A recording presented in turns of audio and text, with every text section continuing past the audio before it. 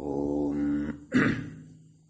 मुनित्रयं नमस्कृत्य तदुक्तिः परिभाव्य च वैयाकरणसिद्धान्तकौमुदीयं विरच्यते। सर्वेभ्यः श्रोतृभ्यः नमः। इदानीं वयं तत्पुरुषसमासस्य अग्रिमपाठं प्रविशामः। गतपाठे अस्माभिः यद्यत् पठितं तत्सकृत् स्मरामः। गतपाठे खार्याः प्राचाम् इति टच समासान्तप्रत्ययविधायकं सूत्रं, द्वित्रिभ्यामञ्जलेः इति च टज् विधायकं सूत्रं, ब्रह्मणो जानपदाख्यायाम् इति च टज् विधायकं सूत्रं, कुमहद्भ्यामन्यतरस्याम् इति च टज् विधायकं सूत्रं पठितम्। आहत्य इमानि चत्वारि सूत्राणि टज् विधायकानि पठितानि। तत्पुरुषसमाससम्बद्धं च अन्तिमं सूत्रं प्रकृते कुमहद्भ्यामन्यतरस्याम् इति पठितम्। तत्र महत्शब्दात् परः ब्रह्मन् इति शब्दः यः भवति तस्मात् विकल्पेन टच् इति समासान्तः भवति। तत्र महतः तकारस्य आत्वविधायकं शास्त्रम् आन्महतः समानाधिकरणजातीययोः इति पठितम्, इति पठ्यमानं वर्तते। तत्र विशिष्टाः केचन विचाराः प्रत्युदाहरणं यावत् अस्माभिः श्रुताः। नाम तत्र आदौ तु महाब्रह्मा इति टच् विकल्पेन उदाहरणद्वयं साधितम्। ततश्च पुनः समानाधिकरणे सति महादेवः महाश्चासौ देवश्च महादेवः इत्युदाहरणं साधितम्। जातीय प्रत्यये परतः अपि महत्शब्दस्य आत्वस्य उदाहरणं महाजातीयः इति साधितम्। अधुना तावत् अत्र कश्चन विचारः अस्माभिः क्रियमाणः वर्तते। तत्र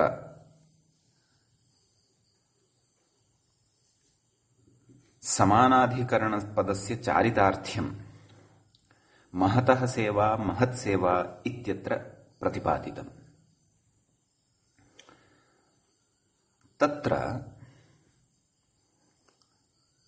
उभयोः पदयोः समानाधिकरण्यं न भवति इति कृत्वा सूत्रे समानाधिकरण पदनिवेशकारणात् समासः आत्वं न भवति। षष्ठी समासस्तु भवति, आत्वं न भवति। महतः सेवा महत्सेवा इत्येव उच्यते। तत्र इदानीम् अग्रे विचारः उपस्थाप्यते। पूर्वपक्षिणा उच्यते यत् प्रकृते लक्षणप्रतिपदोक्तयोः प्रतिपदोक्तस्यैव ग्रहणम् इति परिभाषाबलात् समानाधिकरण इति पदस्य निवेशः सूत्रे वैयर्थ्यं भजते। नाम महत्सेवा इत्यादिषु प्रयोगेषु तकारस्य आत्ववारणं लक्षणप्रतिपदोक्तयोः प्रतिपदोक्तस्यैव ग्रहणम् इत्यनयैव परिभाषया सिद्ध्यति। समानाधिकरण इति निवेशस्य अपेक्षा नास्ति। आन्महतो जातीये च इत्येव सूत्रं भवति यदि, तर्हि महत्सेवा इत्यादयः प्रयोगाः अपि लप्स्यन्ते। महादेवः महाजातीयः अपि च महाब्रह्मः महाब्रह्म इत्यादयः सर्वेपि प्रयोगाः प्राप्तुं शक्यन्ते। अतः समानाधिकरण शब्दपाठः सूत्रे अनावश्यकः न कर्तव्यः इत्युच्यते। तस्मिन् सन्दर्भे एव अग्रे कथयति व्याख्याता ननु षष्ठीसमासः लाक्षणिकः इति। नाम यः षष्ठी नाम क्वा महत्सेवा महतः सेवा महत्सेवा इत्यत्र षष्ठीसमासः यः क्रियमाणः वर्तते सः लाक्षणिकः वर्तते। लक्षणप्रतिपदोक्तयोः प्रतिपदोक्तस्यैव ग्रहणम् इत्यत्र लक्षणशब्देन तत्र लाक्षणिकं विधानं गृह्यते। अस्माभिः ऊञ्चपदे इत्यत्र एषा परिभाषा चर्चिता आसीत्। प्रतिपदोक्तं तु तत्र यत्र साक्षात्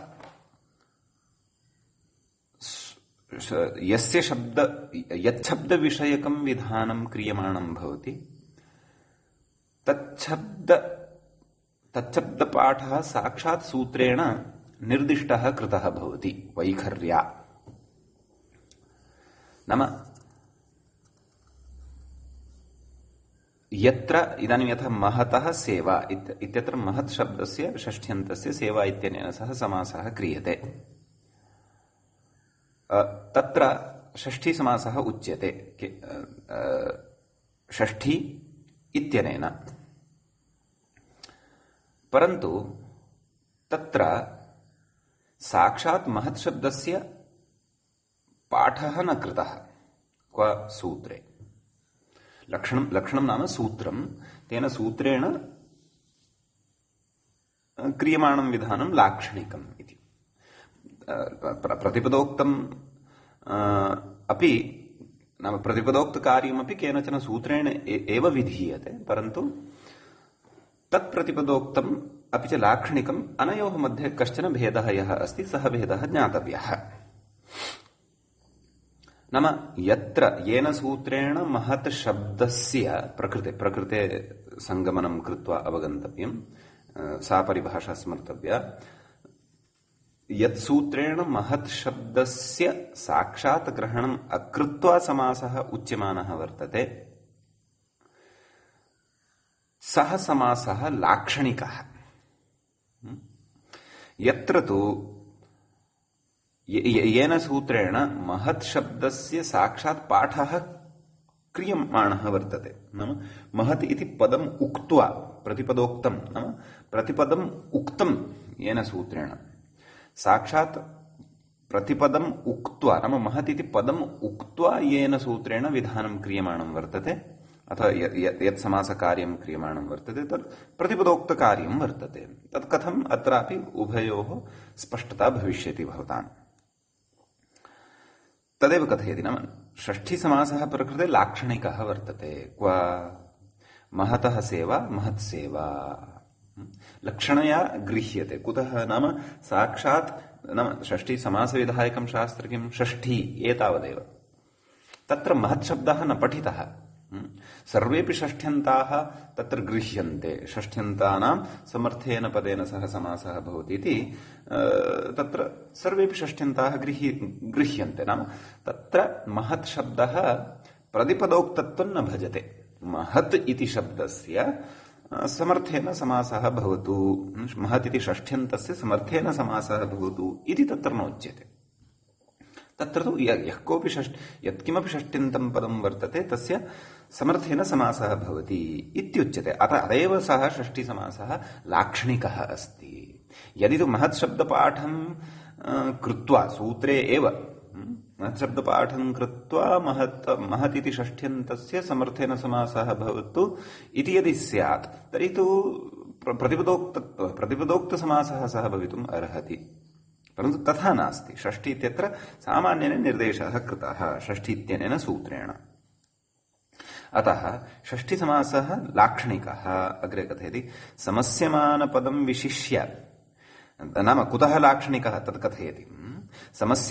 समस्यमानपदं विशिष्य अनुच्चार्य सामान्यशास्त्रतः एव निवर्तितत्वात् इति।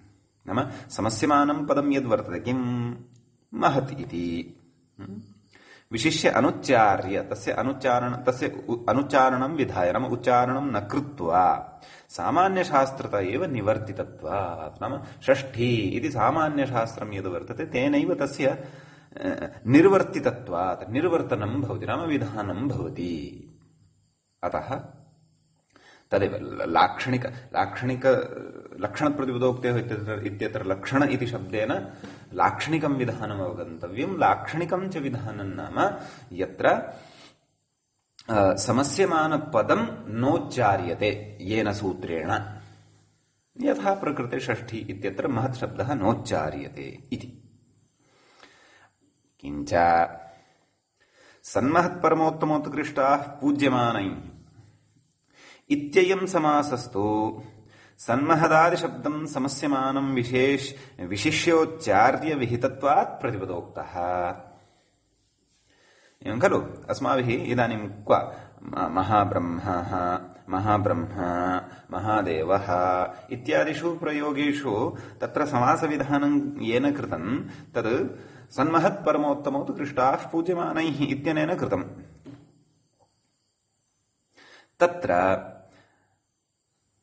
कथयति नाम सन्महदादिशब्दं समस्यमानं विशिष्योच्चार्य विहितत्वात् प्रतिपदोक्तः। अयं समासः प्रतिपदोक्तः वर्तते। कुतः? तत्र महति इति शब्दः साक्षात् उच्चार्यते, सूत्रेणैव उच्चार्यते। प्रतिपदं यत्र उक्तं भवति तत् प्रतिपदोक्तम्, एवं खलु। अतः महत् शब्दस्तत्र उच्चार्यते, क्व सन्महत् परमोत्तमोत् इत्यादिषु। षष्ठी इत्यत्र तु नोच्चार्यते। अस्तु, तेन किं? तेन कथयति ततश्च लक्षणप्रतिपदोक्तपरिभाषया लक्षणप्रतिपदोक्तयोः प्रतिपदोक्तस्यैव ग्रहणम् इति आन्महतः जातीये च इति एतावदेव सूत्रं भवतु इति यद् पूर्वपक्षिणा आरब्धं वर्तते, तत्र सः लक्षणप्रतिपदोक्तपरिभाषया सर्वत्र व्यवस्था भवति इति वक्तुम् आरब्धवान् अस्ति। नाम आन्महतः जातीये च इत्यत्र सन्महति प्रतिपदोक्तसमासोत्तरपदग्रहणे सति तदेव षष्ठीसमासोत्तरपदनिराससम्भवात् व्यर्थमेव समानाधिकरणम् इति शङ्कते। किं? लाक्षणिकम् इत्यादिना खलु मूले लाक्षणिकं विहाय प्रतिपदोक्तः सन्महत इति समासः गृहीष्यते इति चेत् एवं खलु, तर्हि लक्षणप्रतिपदोक्तयोः प्रतिपदोक्तस्यैव ग्रहणम् इत्यनया परिभाषया प्रकृते एतावदेव सूत्रं यत् उच्यमानं वर्तते आन्महतः जातीये च। नाम कस्य कीदृशस्य महतः आत्वं भविष्यति यत्र महच्छब्दः प्रतिपदोक्तसमासत्वं भजते, यत्र महच्छब्दस्य प्रतिपदोक्तसमासः जातः वर्तते। प्रतिपदोक्तसमासश्च केन कृतः? सन्महत्परमोत्तमोत्कृष्टाः पूज्यमानैः इत्यनेन कृतः। तत्र च कः समासः? तत्र कर्मधारयः समासः वर्तते, नाम समानाधिकरण्यं तत्र वर्तते। यथा महाश्चासौ देवश्च महाश्चासौ ब्रह्मा च इत्यत्र सर्वत्रापि प्रतिपदोक्तस्य तु ग्रहणं न करिष्यते। अतः क्षन्तव्यः लाक्षणिकस्य तु ग्रहणं न करिष्यते। अतः महतः सेवा महत्सेवा इत्यादिषु षष्ठी इत्यनेन समस्यमानपदम् अनुच्चार्य तत्र समासः विधीयमानः अस्ति। अतः सः समासः लाक्षणिकः समासः। अतः आत्मविधानार्थं लाक्षणिकस्य तस्य परित्यागः करिष्यते। अतः लाक्षणिकसमासप्रसङ्गे महतः सेवा इत्यादिषु षष्ठी इति लाक्षणिकसमासविधानं यद्वर्तते तत्समाससन्दर्भे लक्षणप्रतिपदोक्ति परिभाषयैव निवृत्तिः खलु भविष्यति। किञ्च महाब्रह्म अपि च महादेवः इत्यादिषु प्रयोगेषु प्रतिपदोक्तसमासविधानत्वात् तेषाम् एव आत्वकरण आत्वकरणाय ग्रहणं भविष्यति, लाक्षणिकस्तु परित्यक्तः भविष्यति। कुतः? परिभाषा सामर्थ्यात् इति अभिप्रायः। तेन न कर्तव्यं समानाधिकरणं, समानाधिकरणग्रहणं। क्व? सूत्रे। कुतः? लक्षण प्रतिपदोक्ति इति परिभाषयैव इष्टलाभात् इति शङ्कते, नाम एषा शङ्का कृता इति चेत् समाधानं तु वक्ष्यते। एतावान् विचारः पूर्वपक्षिण एव अस्ति। पूर्वपक्षी एव एतावता समानाधिकरणग्रहणस्य वैयर्थ्यं प्रतिपादयन् वर्तते।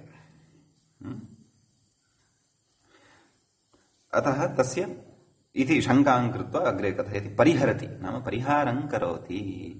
नाम सत्यं भवता साधितं, भवता रक्षणप्रतिपदोक्ति इत्यत्र महत्सेवा इत्यपि साधितम्, अपि च महादेवः इत्यादयः प्रयोगाः अपि सिद्ध्यन्ति। आन्महतो जातीये च इत्येतावदेव सूत्रिते, एतावदेव सूत्रं यदि भवति तर्हि सर्वत्र मर्यादा भवति। परन्तु महाबाहुः न स्यात्, महाबाहुर्न स्यात्। भवता सर्वत्र चिन्तनं न कृतं भोः।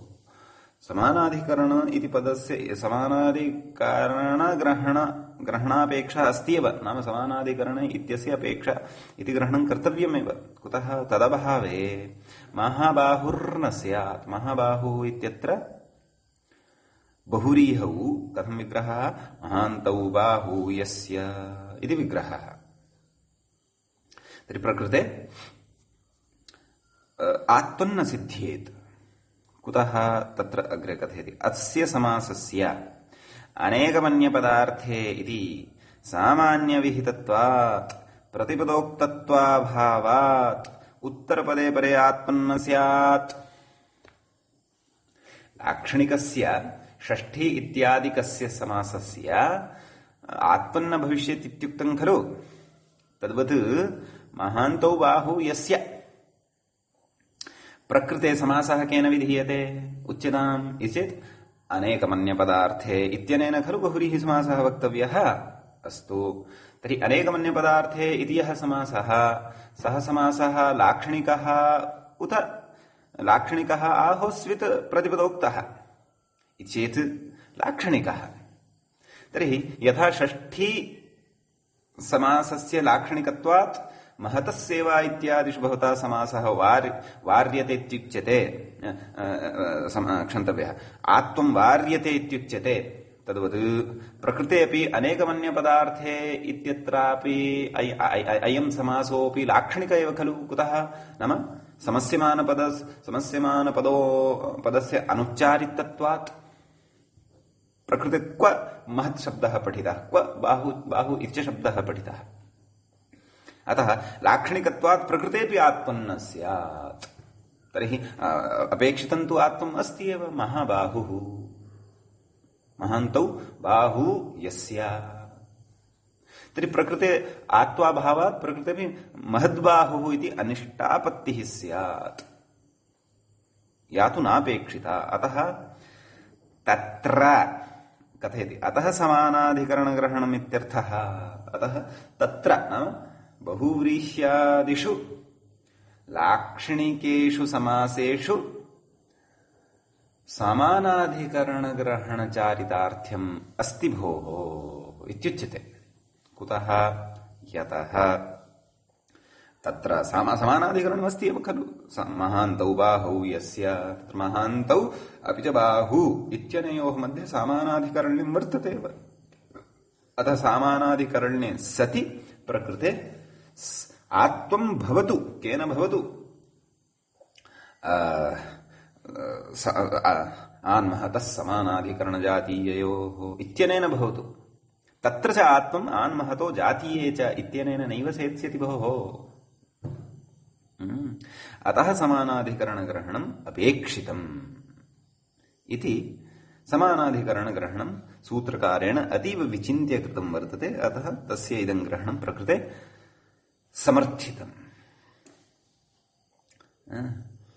अग्रे उच्यते, ननु कृतेपि समानाधिकरणग्रहणे लक्षणप्रतिपदोक्तपरिभाषाप्रवृत्तेः दुर्वारत्वात् महाबाहुः इत्यत्र आत्मन्न स्यादेव। भोः, नाम समानाधिकरणग्रहणं कृतं चेदपि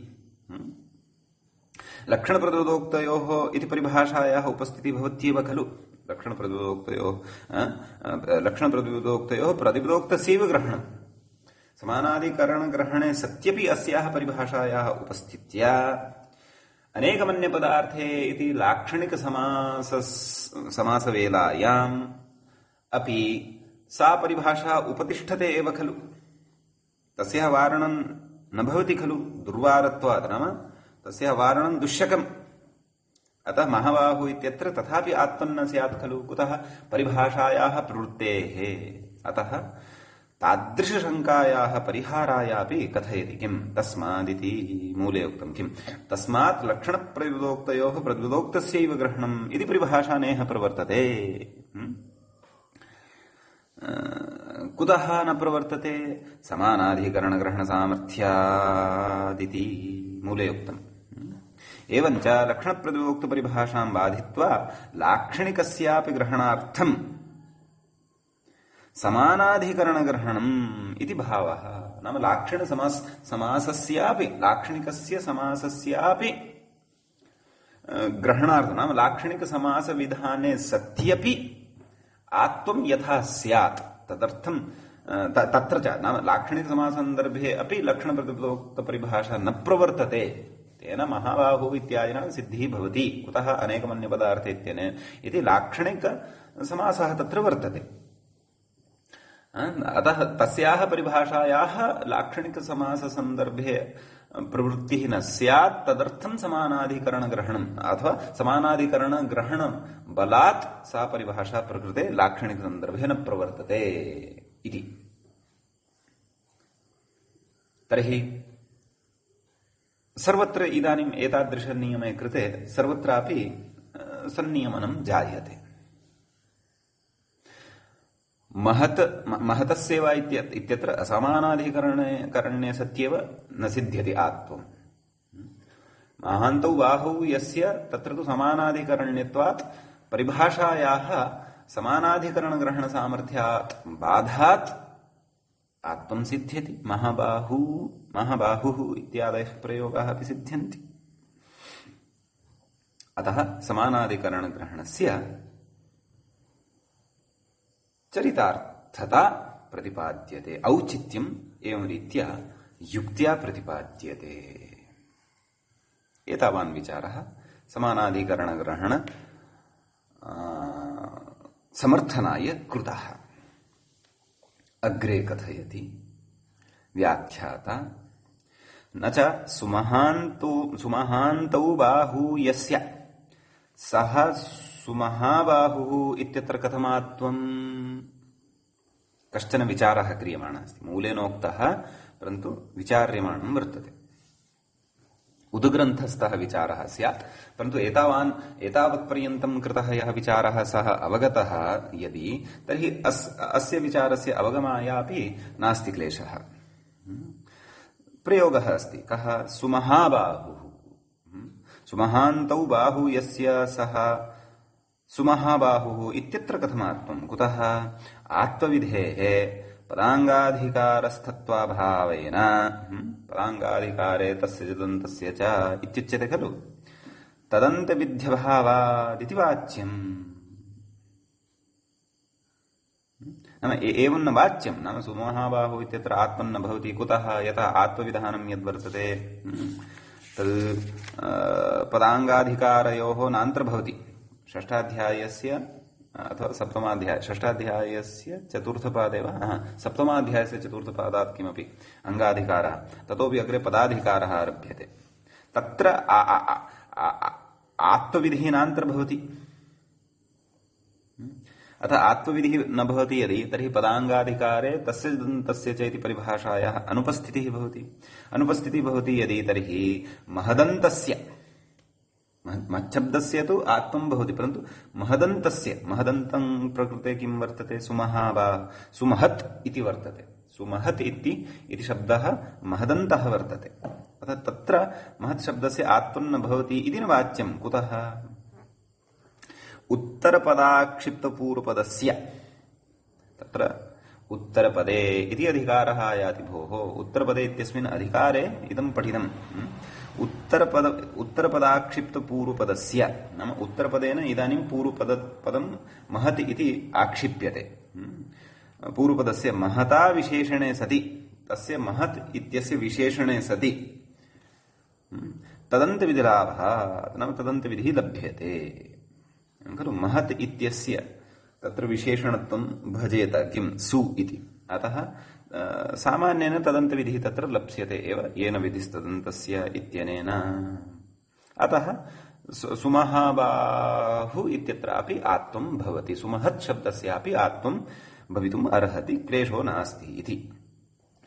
न स्यान् नाम तद् पदाङ्गाधिकारस्थं विधानं किम् आत्वविधानं। तथापि तत्र पूर्वपदेन उत्तरपदेन पूर्वपदम् आक्षिप्यते, तच्च किं महत् इति, तस्य च विशेषणे सति तदन्तविधिः लभ्यते।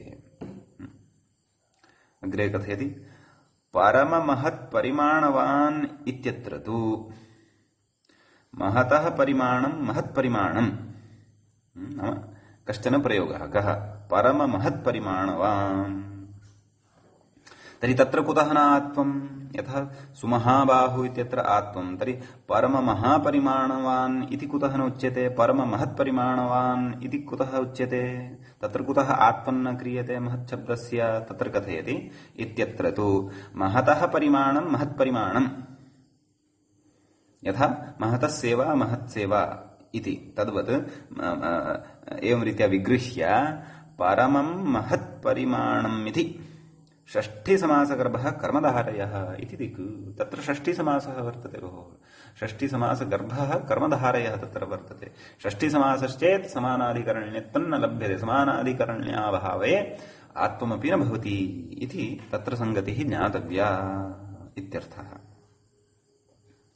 एवञ्च प्रसङ्गवशात् कश्चन अयमपि विचारः तत्र उक्तः। तर्हि ते किमायातं नाम तदन्तेभ्यः अपि भवति, महदन्तेभ्यः अपि भवति, परन्तु षष्ठीसमासश्चेन्न भवति। समानादि महदन्ते अपि महदन्तस्यापि महच्छब्दस्य आत्वं समानाधिकरणे सत्येव, यथा सुमहाबाहु इत्यत्र। परममहत्परिमाणवान् इत्यत्र तु न। कुतः? षष्ठीसमासवशात् असमानाधिकरण्यात्। एतावान् विचारः प्रकृते वर्तते। आन्महतः समानाधिकरण इत्यत्र अग्रेपि एतत् सूत्रसम्बद्धाः विचाराः इदानीं क्रियमाणाः वर्तन्ते। उच्यते किं? ननु आन्महतः इत्यत्र महत एव ग्रहणात्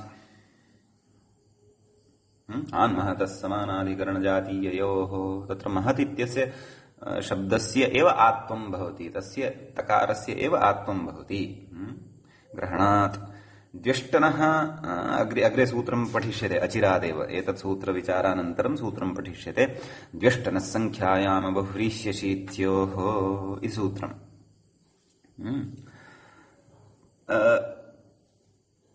द्व्यष्टनः इत्युत्तरसूत्रे द्व्यष्टनोरेव ग्रहणात्, तत्र च द्वि अपि च अष्टन् अनयोः एव आत्वविषये वक्ष्यते। द्व्यष्टनः इत्युत्तरसूत्रे द्व्यष्टनोरेव ग्रहणात् एकादश इत्यत्र कथम् आत्वं? भोः, एकादश इत्यत्र आत्वं साधनीयं वर्तते। तत्र आत्वं कथं स्यात् इत्यतः नाम आत्वविधौ ज्येष्ठनसंख्यायाम बहुव्रीह्यशीत्योः इत्यनेन वा अपि च सन्महत्परमोत् किम् आन्महतः समानाधिकरणजातीययोः इत्यनेन वा आत्मन्न सिद्ध्यति। कुतः? अत्र महतः एव आत्वविषये उक्तं, तत्र द्वि अपि च अष्टन् द्व्यष्टनोः एव आत्वविषये उक्तं। तर्हि कथम् इत्यत आह किमाह आदिति योगविभागादात्वमिति। योगविभागः कर्तव्यः। आत् इति योगविभागः नाम क्व प्रकृते आन् महतः समानाधिकरणजातीययोः तत्र सूत्रद्वयं कर्तव्यम् इत्यर्थः। एकं सूत्रम् आत् इति, अपरं च सूत्रं तदेव महत् समाना आन् महतः समानाधिकरणजातीययोः इति अपरं कर्तव्यम्। योगविभागस्य किं प्रयोजनम्? एकादश इति इष्टसिद्ध्यर्थम्, तत्र च आत्ममपेक्षितम्। एक इत्यत्र ककारोत्तरवर्ती यः अकारः सः आ रूपेण अपेक्षितः। कथयति योगविभागस्य भाष्य अदृष्टत्वादाह इति। नाम परन्तु अयं योगविभागः भाष्ये नोक्तः, भाष्ये नास्ति भोः, भाष्ये न दृश्यते, परन्तु ज्ञायते यत् प्रकृते योगविभागबलात् अस्माभिः आत्मं साधनीयम्। कुतः ज्ञायते चेत् प्रागेकादशभ्यश्छन्दसि इति किञ्चन सूत्रम्, तत्र एकादशभ्यः इति प्रयोगः कृतः। तन्निर्देशवशात् ज्ञायते यत् प्रकृते अस्माभिः आत्मं विधेयं। तन्निर्देशवशात् वा आत्मं कर्तव्यम् अथवा योगविभागात् वा आत्मं कर्तव्यम् इति तत्र प्रकारद्वयं निर्दिष्टम्। योगविभागाद् वा आत्मं कुर्वन्तु अथवा अस्तु योगविभागः भाष्ये न चर्चितः इति अस्ति यदि, तर्हि निर्देशवशात् स च निर्देशः सूत्रे ऋषिवचनं पुरस्कृत्य एव अस्माभिः स्वीक्रियते। ऋषिवचनं किं? प्राग् एकादशभ्यश्छन्दसि इति। तत्र एकादश इति प्रयोगः ऋषिणैव कृतः, अतः निर्देशबलादेव तत्र आत्मम् अवगन्तव्यम् इत्यर्थः। कः प्रयोगः? एकादश इति साधनीयः, तस्य विग्रहः उच्यते। एकश्च दश च इति द्वन्द्वसमासः वर्तते, अथवा एकाधिकाः दश इति वा, तत्र अधिकशब्दस्य उत्तरपदलोपः अवगन्तव्यः। द्विधा अपि विग्रहः सम्भवति। अत्र आन् महतः इत्यत्र लिङ्गविशिष्टपरिभाषया अस्तु तर्हि नाम प्रकृते एकादश इति प्रयोगः सिद्धः। अग्रिमपङ्क्तौ अन्यः विचारः आरप्स्यते। एकादश इति प्रयोगः योगविभागाद् वा अथवा प्रागेकादशभ्यः इति निर्देशाद् वा तत्र आत्मं विधाय सिद्ध्यति इत्यर्थः। ककारोत्तरवर्ती अकारः आत्मं प्राप्नोति इत्यर्थः। अग्रे कथयति, अग्रे कश्चन विचारः। आन्महतः इत्यत्र लिङ्गविशिष्टपरिभाषया महती शब्दस्यापि जातीयप्रत्यये परे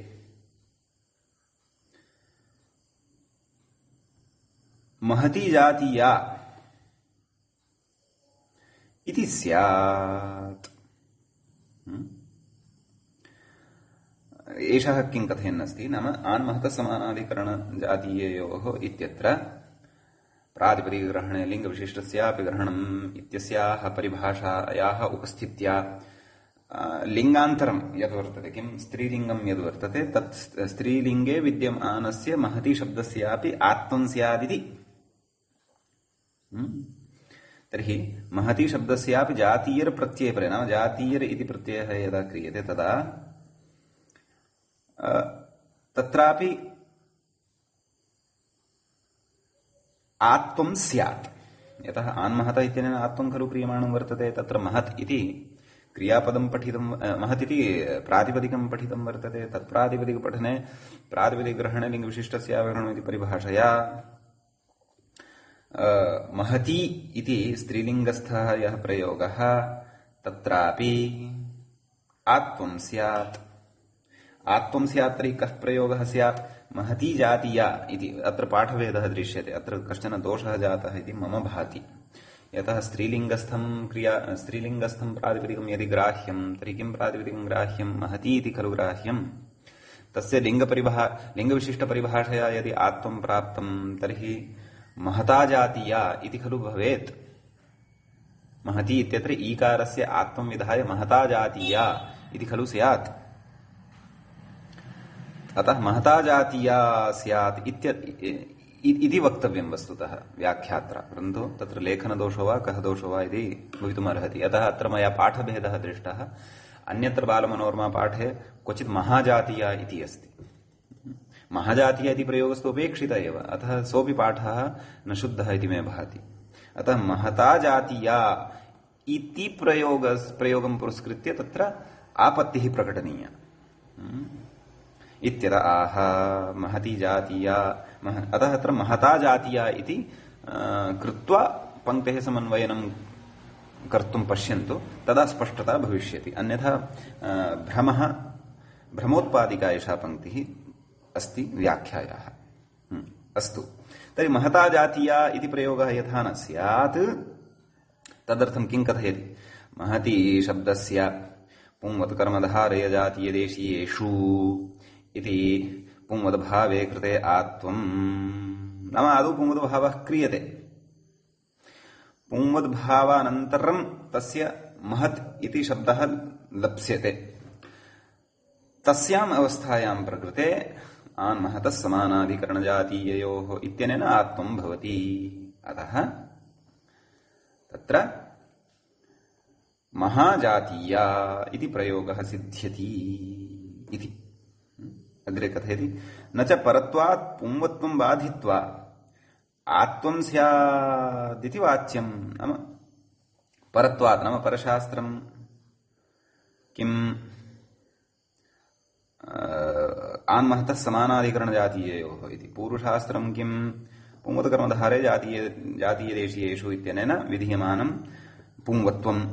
अथ पुंवत्वं बाधित्वा आत्वमादौ स्यात्, तर्हि तस्य आदौ यदि प्रवृत्तिः स्यात् तर्हि तु पुनः महता जातीया इति स्त्रीलिङ्गे स्यात्, तत्तु अनिष्टम्। इदन्न वाच्यं कुतः?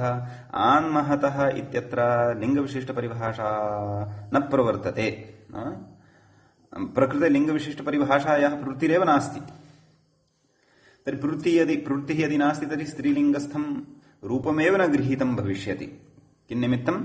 आत्वं कर्तुम्। अस्तु, लिङ्गविशिष्टपरिभाषायाः प्रवृत्तिरेव नास्ति इति कुत्र उच्यते चेत् इति ज्ञापसूत्रे भाष्ये उक्तत्वादिति भावः। भाष्ये इदमुक्तमस्ति भोः। अतः तर्हि लिङ्गविशिष्टपरिभाषायाः अत्र प्रवृत्तेः अभावात् स्त्रीलिङ्गे सति आत्वस्य प्रवृत्तिरेव न भवति। भवतु नाम परशास्त्रत्वं तस्य कस्य आत्वस्य प्रवृत्तिरेव न भविष्यति। तर्हि आदौ नाम स्त्रीलिङ्गे सति प्रवृत्तिरेव न भविष्यति। तर्हि पुंवत्कर्मधारयः इति इत्यनेन पुंवत्वं लब्धावकाशमेव अस्ति खलु। स्त्रीत्वपक्षे तस्य बाधकमेव किमपि न स्थितं यदा, तदा पुंवत्वम् इदानीं लब्धावकाशं वर्तते। अतः सः प्रकृते आगत्य पुंवत्वं करोति। तत् शास्त्रं किं? पुंवत्कर्मधारे पुंवत्वे सति तु आत्वस्य प्रवृत्तिः भवितुम् अर्हति। यदा आत्वस्य लिङ्गविशिष्टपरिभाषा वशात् तत्र आत्वाय महति शब्दः एव न लभ्यते लिङ्गविशिष्टपरिभाषायाः अप्रवृत्त्या। अतः आत्वं कुतः? नाम परत्वात् पुंवद्भावस्य बाधः न भवितुमर्हति। अतः तस्याः परिभाषायाः अत्र अप्रवृत्त्या सर्वं नियमनं भवति। तथा चेत् आदौ पुंवत्वं भवति, पुंवद्विधानानन्तरं महच्छब्दः लभ्यते, महच्छब्दस्य तत्र आत्वविधानं क्रियते। अतः महाजातीया इति लभ्यते इत्यर्थः। एवं खलु। एतावान् विचारः इतोपि कृतः। 11 इत्यत्र आत्वं साधितं। जातीरप्रत्यये परतः स्त्रीलिङ्गे अपि आत्वं युक्त्या साधितम्, ऋषिप्रामाण्यपुरस्सरमेव साधितम् इति। इदानीम् अग्रे अस्ति किञ्चन वार्तिकम्। तद् वार्तिकम् अस्माभिः पठनीयम्। वार्तिकम् इत्थं भवति।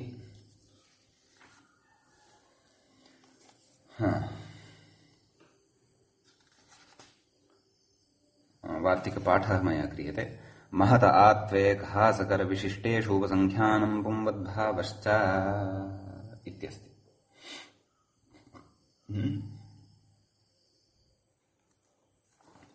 वार्तिकस्य पदच्छेदः द्रष्टव्यः। महतः षष्ठी विभक्तेः एकवचनम्, आत्वे सप्तमी विभक्तेः एकवचनम्,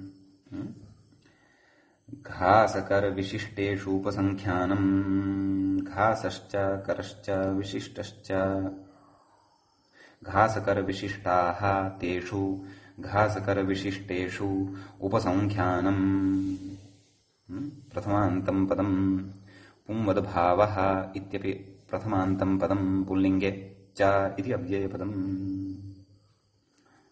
कोऽर्थः? घास कर विशिष्ट येषु परतः महतः नाम एतेभ्यः शब्देभ्यः परे यदा महत् इति शब्दः भवति तदा अपि महत् शब्दस्य आत्वं पुंवत्वं च, महत् शब्दस्य आत्वं पुंवत्वं च वक्तव्यम् इत्यर्थः।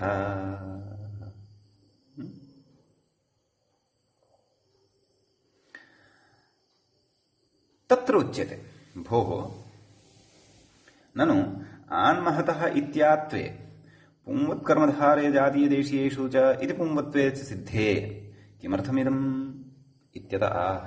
नाम आत्वमेव कर्तव्यम्, महच्छब्दस्य आत्वमेव कर्तव्यम्। तर्हि यथा महादेवः महाब्रह्मः इत्यादिषु भवता आत्मं कृतम्, किं तद्वद् अत्र आत्मन्न सम्भवति वा? भवेदेव खलु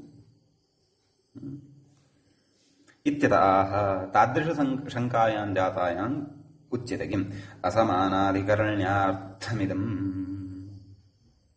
नाम एतद्वार्तिकारम्भः असमानाधिकरण्ये सत्यपि आत्वाय।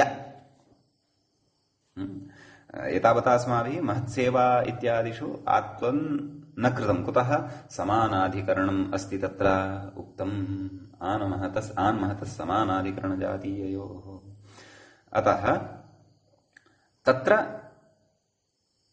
तु आत्मं वार्यते, परन्तु विशिष्टाः केचन शब्दाः पठिताः येषां शब्दानां योगे सति अथवा एते शब्दाः यदा परे भवन्ति तदा महत् शब्दस्य असमानाधिकरणे सत्यपि आत्वं भवतु तदर्थम्।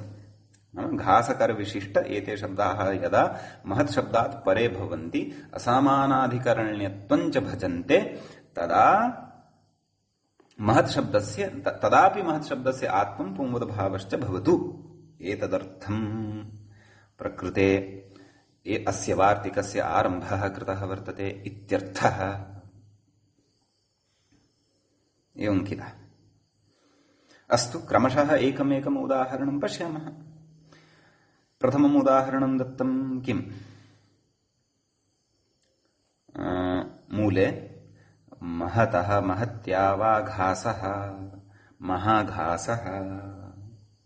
प्रथमम् उदाहरणं व्याख्यात्रा न चर्चितम् अस्माभिः साधनी। महतः घासः पुल्लिङ्गे आदौ साधयामः। घासः ज्ञायते किल? घासशब्दस्य अर्थः वयं हिन्दीभाषायां यमर्थं गृह्णीमः स एव अर्थः। घासशब्दः संस्कृते अस्ति, ततः एव हिन्द्याम् आयातः।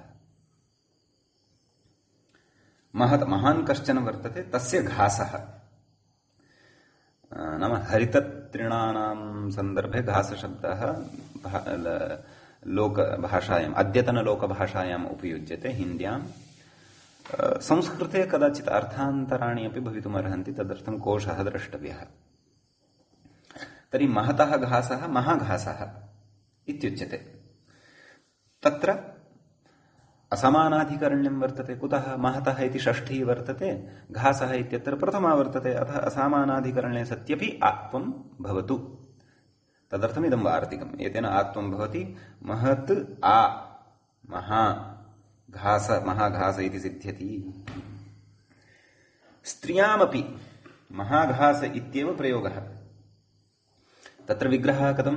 महत्याः घासः, महती काचित् वर्तते, तस्याः घासः।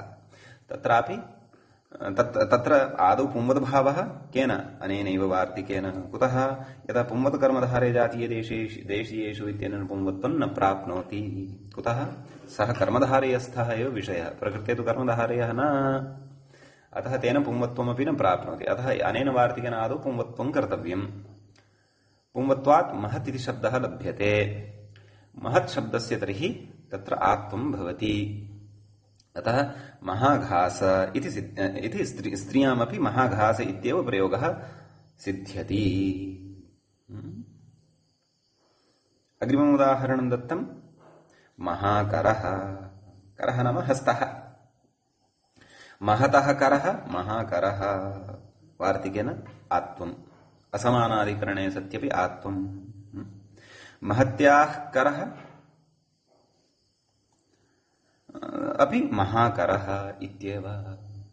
यत्र तु समानाधिकरण्यत्वे विगृह्यते किं महांश्चासौ घासश्च अथवा महांश्चासौ करश्च, तत्र तु गतसूत्रेणैव आत्वं। परन्तु यत्र व्यधिकरणत्वं वर्तते नाम समानाधिकरणत्वं नास्ति तत्र आत्वाय इदं सूत्रं। प्रकृतेपि महति शब्दस्य पुंवद्भावः इदं वार्तिकं सूत्रं न वार्तिकं। महत्याः करः इत्यत्रापि प्रकृतसूत्रेणैव पुंवद्भावः ततः आत्वं च इत्यर्थः। अग्रिमम् उदाहरणं महाविशिष्टः। तत्र महतः विशिष्टः, विशिष्टः नाम अधिकः इत्यर्थः तत्र गृह्यते। महतः विशिष्टः महाविशिष्टः, महत्याः विशिष्टः इति वा भवतु, तत्रापि महाविशिष्टः इत्येव प्रयोगो भवति। एवं किल। एतावान् विशेषः अस्य वार्तिकस्य वर्तते। तत्र आत्वप्रसङ्गः प्रवर्तते कृत्वा आत्वविधायकम् अन्यत् एकं वार्तिकम् उच्यते। वार्तिकमस्ति अष्टनः कपाले हविषी इति। तत्र अष्टनः इति अष्टन् इति शब्दस्य षष्ठीविभक्तेः एकवचनं भवति प्रकृतिवदनुकरणं विधाय। अपि च कपाले इति सप्तमीविभक्तेः एकवचनं भवति। हविषी इति हविष इति शब्दस्य सप्तमीविभक्तेः एकवचनं भवति। कपाले इत्यपि एकवचनमेव, मया बहुवचनम् उक्तं चेत् क्षन्तव्यः, एकवचनमेव। हविषी इत्यत्र सप्तमीविभक्तेः एकवचनं।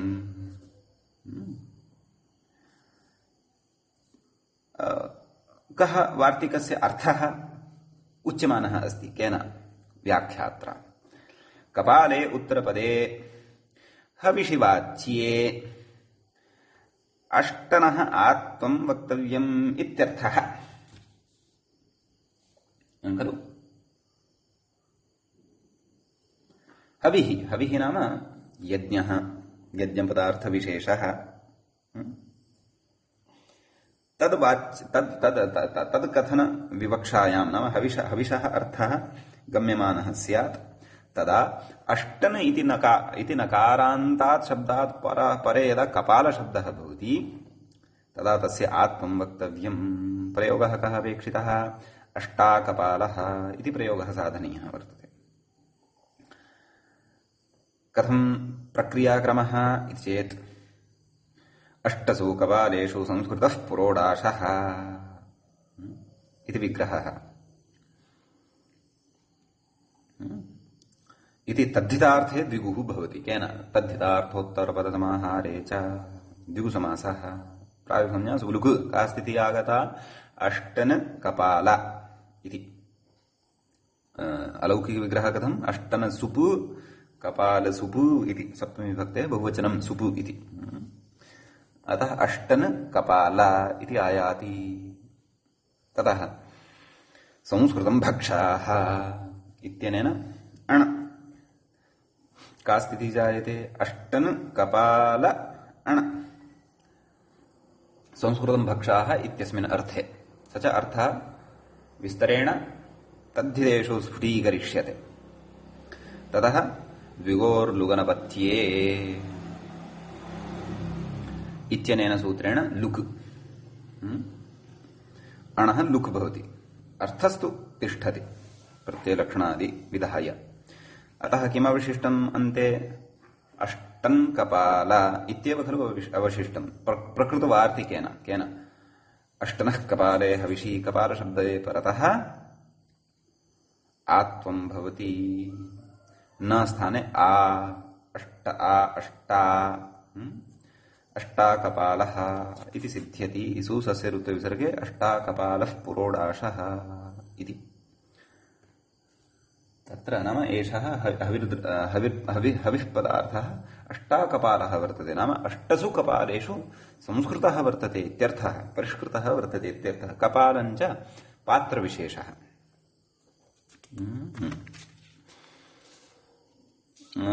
किमत्र आत्वं ज्येष्ठनः संख्यायाम् बहुव्रीह्यशीत्योः इत्यनेन सिद्ध्यति वा? अस्तु, न सिद्ध्यति चेत् कथं, सिद्ध्यति चेत् कथम् इति तत्सूत्रं पठित्वैव निर्णयं कुर्वन्तु भवन्तः श्रोतारः। अस्तु, अथवा करिष्यामः वयं, भवतु। तर्हि अष्टाकपालः इत्यपि सिद्धम्। अग्रे इतोपि अत्र वार्तिकं वर्तते। वार्तिकं किम् इति चेत् गवि च युक्ते इत्यस्य वार्तिकम्। किं तेन उच्यते, कः अर्थः?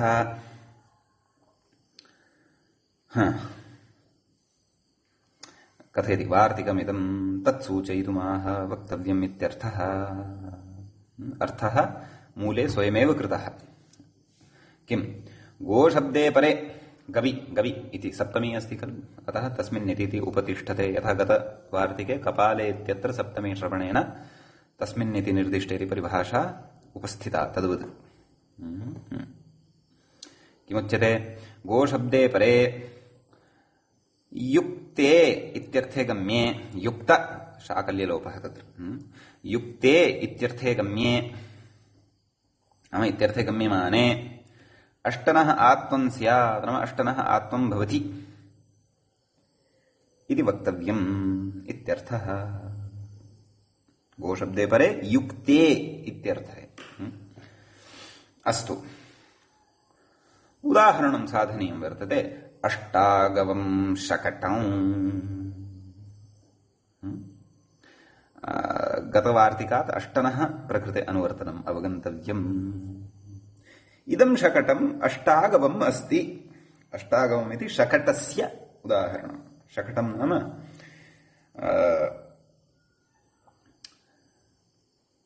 भारवाहनाय चक्रयुक्तं यानविशेषम्। यानविशेषः, चक्रयुक्तः यानविशेषः। हिन्द्यां वयं वदामः गाडी, रेडी अथवा छकडा किमपि। अस्तु, अग्रे उच्यते अष्टौ गावः यस्य इति बहुव्रीहिः वर्तते। आत्वं केन? गवि च युक्ते इत्यनेन तर्चाग्रहणेन अष्टन इत्यस्य अनुवर्तनमायाति। अष्टन इत्यस्य ग्रहणं भवति, तदुक्तमेव। आत्वं भवति। विग्रहः कथं कृतः? अष्टौ गावः यस्मिन्, यस्य शकटस्य, सः शकटः, तच्छकटम् अष्टागवम् इति, एवं किल? अस्तु, आत्वं विहितम्। अष्ट आ गो, एवं खलु? अलौकिकविग्रहः कथम्? अलौकिकविग्रहः कथम्? अष्टन जस्, गो जस् इति सुब्लुक् विधाय अष्टन गो इति खलु अवशिष्यते। तत्र अष्टन इत्यस्य नकारस्य आत्वम्। अष्ट आ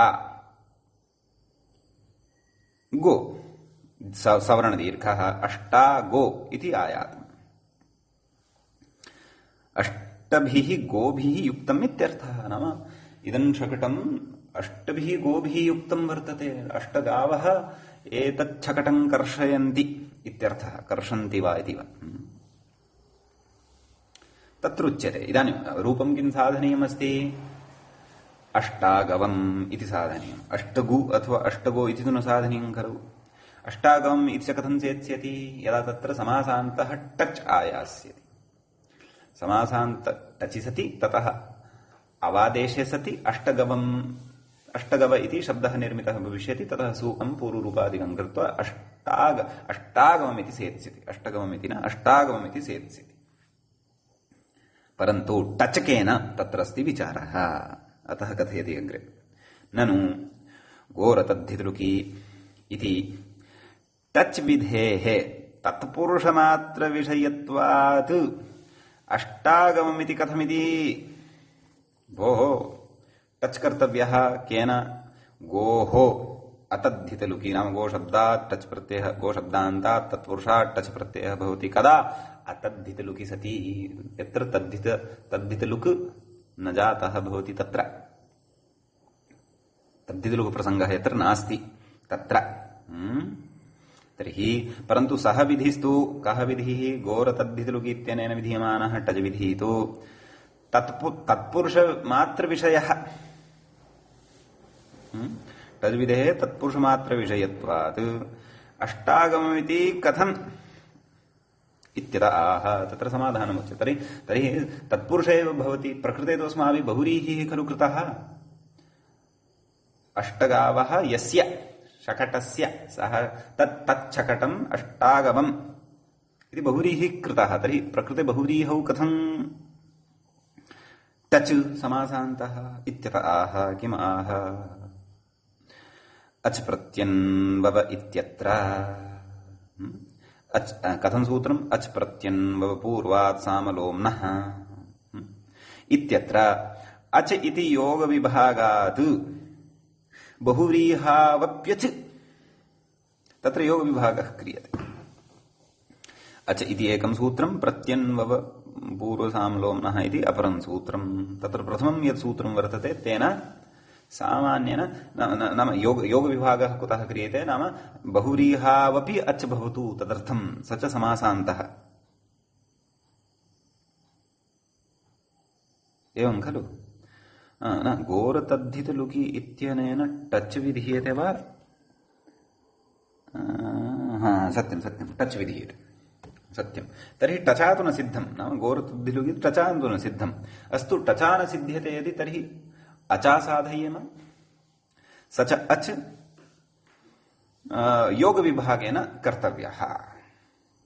सः योगविभागः क्व इति अच् प्रत्यन्वव इत्यत्र योगविभागः क्रियते।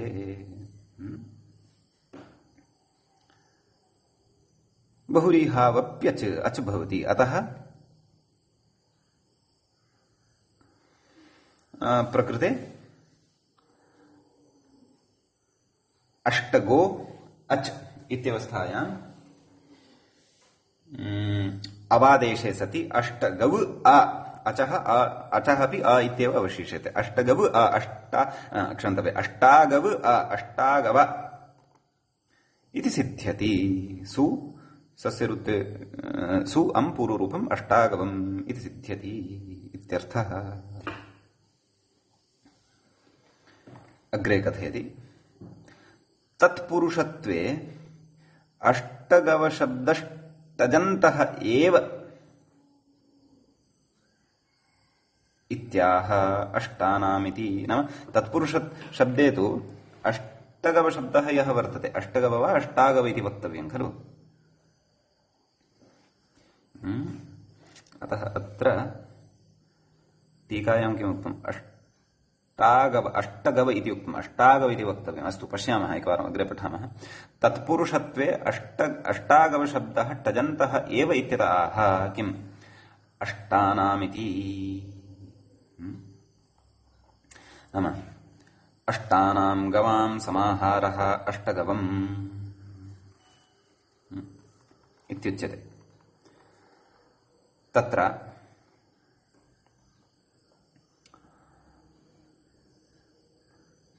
अस्तु, अष्टगवम् इत्येव अस्ति। अष्टगवम् आदौ साध्यते। तर्हि किम्? तत्पुरुषे अष्टगवम् इत्येव भवति इति। यदि तत्पुरुषसमासः स्वीकृतः तर्हि नाम योग अयम् अग्रिमः विचारः अधुना कुतः उच्यमानः अस्ति? योगविभागे यदि कश्चन अरुचिमान् अस्ति तर्हि प्रकारान्तरेणापि अयं प्रयोगः सिद्ध्यति। भोः, कः?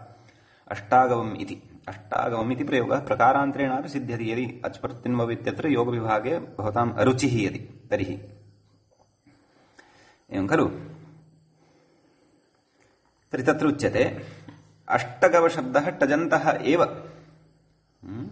क्व तत्पुरुषत्वे इत्यतः किमाह मूले अष्टानां गवानां समाहारः अष्टगवं समाहारः तत्र क्रियते। तथा च समाहारद्विगोस्तत्पुरुषत्वात् समाहारद्विगुः यः वर्तते तस्य तत्पुरुषत्वे सति गोरतद्धितलुकि इति टच् सुलभः इत्यर्थः। तथा सति अत्र टच् भवत्येव। अस्तु, समाहारद्विगु संदर्भे गोरतद्धितलुकि इत्यनेन तत्पुरुषे सति टच् भवति खलु, सत्यम्। तर्हि तत्र कथयति ननु अष्टानां गवानां समाहारः इत्यर्थे शकटे कथम् अन्वयः। भवता अष्टगवम् इति साधितं चेदपि तस्य शकटे अन्वयः कथम्?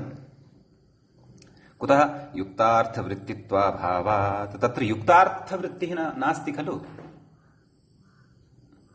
अष्टभिः गवैः अष्टभिः गोभिः युक्तं शकटम् इत्यर्थः खलु अपेक्षितः।